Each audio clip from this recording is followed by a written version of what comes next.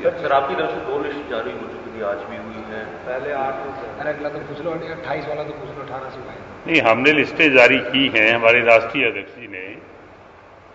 तो कल ही आदरणीय डिप्टी सीएम साहब के पास अध्यक्ष जी का, तावड़े साहब का मैसेज था कि सारे मामले को रीथिंक करें और इस पर पुनर्विचार करें बैठ कर।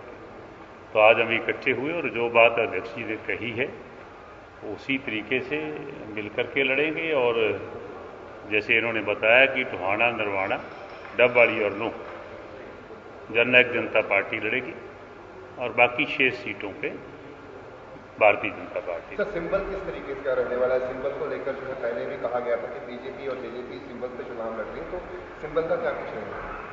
ये सिंबल का ही हमने ऐसा ही अनाउंस किया था, ऐसा ही लड़ेंगे। सर जो बाकी 28 चुनाव बाकी है वहां पर क्या रेशो रहेगा? वो हमने स्थानीय इकाइयों पर छोड़ा हुआ है, उसकी पार्टी वाइज सर भी बता रहा हूँ ना, वो हमने जिलों पर छोड़ा हुआ है और जिलों के आधार पर ही वहाँ हमने कहा है कि वहाँ भी जो बात है आपस में जिलों में जो है वो जेजेपी और बीजेपी के साथ ही कर रहे हैं।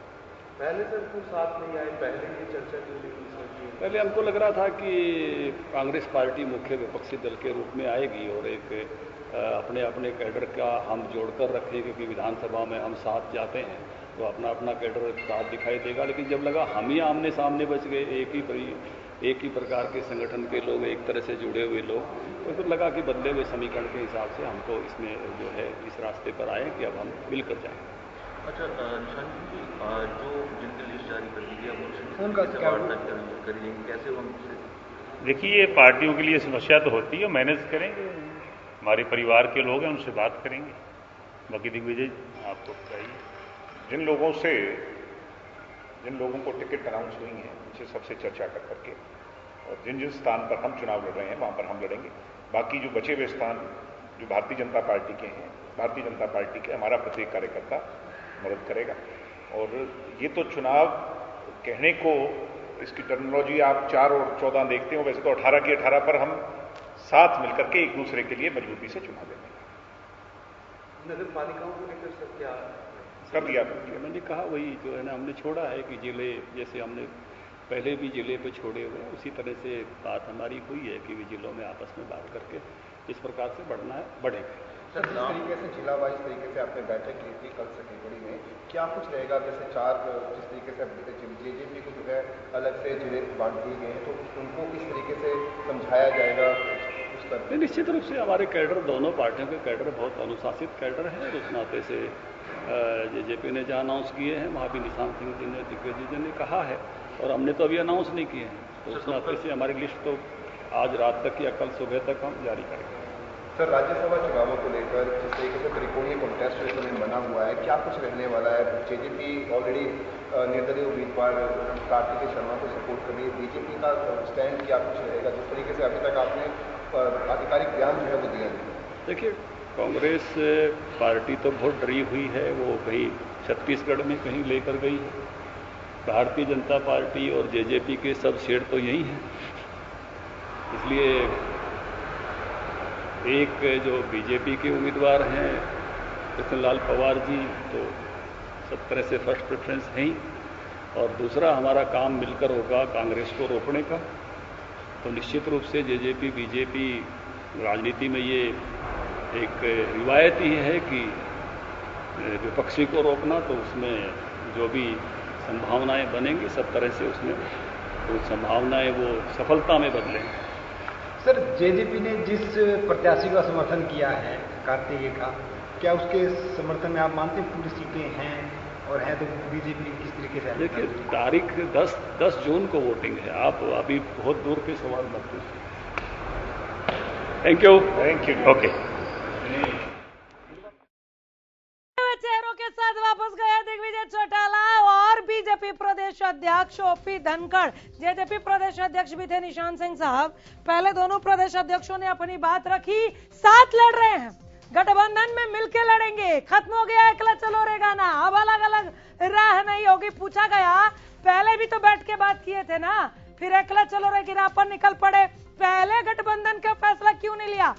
बीजेपी प्रदेश अध्यक्ष ओपी धनखड़ ने कहा कि तब लगा था कि हमारे सामने यानी बीजेपी के सामने मुख्य विपक्षी पार्टी के रूप में कांग्रेस खड़ी होगी, लेकिन कांग्रेस को इन्होंने कमतर पाया और देखा कि सामने तो जेजेपी ही हो गई है। यानी संगठन में जो सरकार में है, प्रदेश में जो सरकार में है, वही आमने सामने हो गए हैं, इसलिए गठबंधन में चुनाव लड़ना इन्होंने मुनासिब समझा।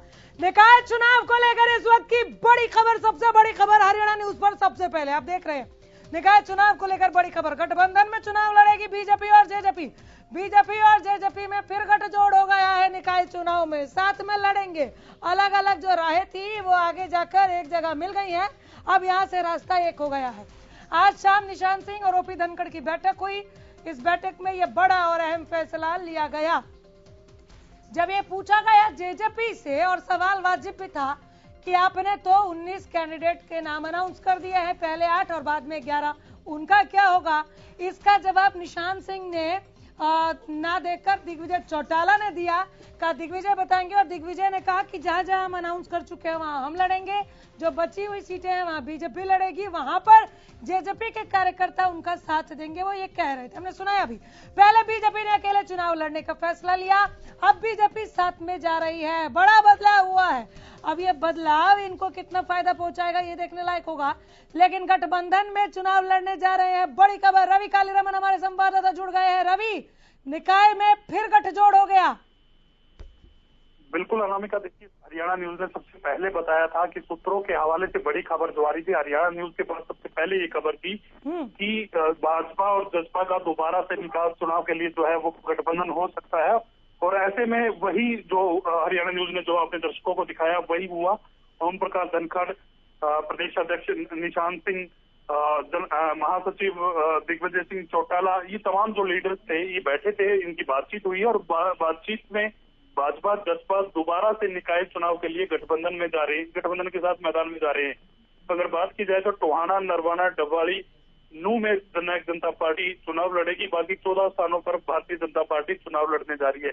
तो एक सबसे बड़ी खबर हरियाणा न्यूज पे सबसे पहले हमने अपने दर्शकों को दिखाई थी। आपने अभी जो ये अपडेट किया 8 और 11 ये 2 लिस्ट जारी कर चुकी है, 8 और 11 कैंडिडेट्स की जेजेपी।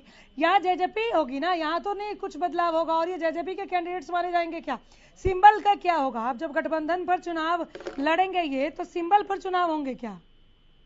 बिल्कुल अनामिका, अगर बात की जाए तो जो लिस्ट जारी हुई थी वो दोबारा से लिस्ट जारी होंगी, दोबारा से बातचीत बनेगी और उस हिसाब से ही जो लिस्ट है वो जारी होंगी। और ऐसे में कहीं ना कहीं जिस प्रकार से सिंबल पे लड़ने की बात की जा रही थी, तो जहां जननायक जनता पार्टी के हिस्से वाली सीट है वहां जननायक जनता पार्टी के सिंबल पर जो है चुनाव लड़ा जाएगा, और जहां भाजपा के हिस्से में जो सीटें आई हैं वहां भारतीय जनता पार्टी के सिंबल पे चुनाव लड़ा जाएगा।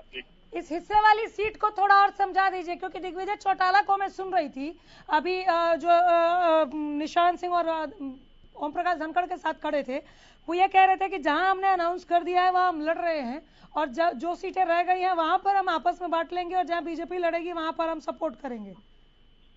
देखिए अनामिका, अगर बात की जाए तो जब तक भारतीय जनता पार्टी की लिस्ट जारी नहीं हो जाती तो कुछ भी कहना संभव नहीं है। कौन कौन सी सीट पे भारतीय जनता पार्टी आती है, कौन सी सीट जो है जननायक जनता पार्टी लड़ती है, वेट एंड वॉच की स्थिति है। जल्द से जल्द जो है ये लिस्ट भारतीय जनता पार्टी की तरफ से भी जारी की जा सकती है। तो ऐसे में कहीं ना कहीं देखने वाली ये बात होगी किस हिसाब से पूरा जो समीकरण बैठा है, किस हिसाब से गठबंधन दोबारा से हुआ है, किस हिसाब से रणनीति रहने वाली है निकाय चुनाव को लेकर, तो वो आने वाला समय बताएगा। कुछ एक देर की जो सूत्रों की माने तो देर शाम तक, कुछ एक देर बाद जो है घंटे 1.5 घंटे बाद जो है भारतीय जनता पार्टी अपनी लिस्ट जो है वो जारी कर सकती है। नामिका, निकाय चुनाव पर मन बदल गया, मन फेर हो गया क्या? इस तरह का मन बदलना आप राज्यसभा चुनाव में भी देख रहे हैं क्या? अनामिका, निकाय चुनाव में मन बदलने की बात सबसे बड़ी जो है कांग्रेस के बैकफुट पर जाने की है। कांग्रेस ने जिस प्रकार से सिंबल से चुनाव न लड़ने का फैसला लिया, वहीं भारतीय जनता पार्टी और जननायक जनता पार्टी के लिए जीत जो है वो साबित हुआ है। अगर बात करें कांग्रेस की सिंबल पर चुनाव न लड़ने की, तो कांग्रेस ने ये कहा था जहां जो भी निर्दलीय प्रत्याशी भारतीय जनता पार्टी और जननायक जनता पार्टी पर हावी होता दिखाई देगा, हम उसका समर्थन करेंगे। तो ऐसे में जिस प्रकार से कांग्रेस लगातार सरकार की नाकामियां गिनाती रही है, भ्रष्टाचारी जो है सरकार बताती रही है, तो ऐसे में कहीं ना कहीं उनको सिंबल के साथ आना चाहिए था, लोगों को ये दिखाना चाहिए था कि हम जो है सिंबल के साथ आ रहे हैं, और कहीं ना कहीं कह भी रहे ओपी धनखड़ कह भी रहे हैं कि हम अकेले आए थे क्योंकि हमें लगा था कि हमारी विपक्षी जो मुख्य तौर पर होगी वो कांग्रेस होगी, लेकिन कांग्रेस को इन्होंने सामने खड़ा नहीं पाया और देखा कि ये तो जननायक जनता पार्टी ही चैलेंज कर रहे हैं, तो फिर गठबंधन में आना उन्हें जरूरी लगा, महत्वपूर्ण लगा। बहुत शुक्रिया रवीश तमाम जानकारी के लिए।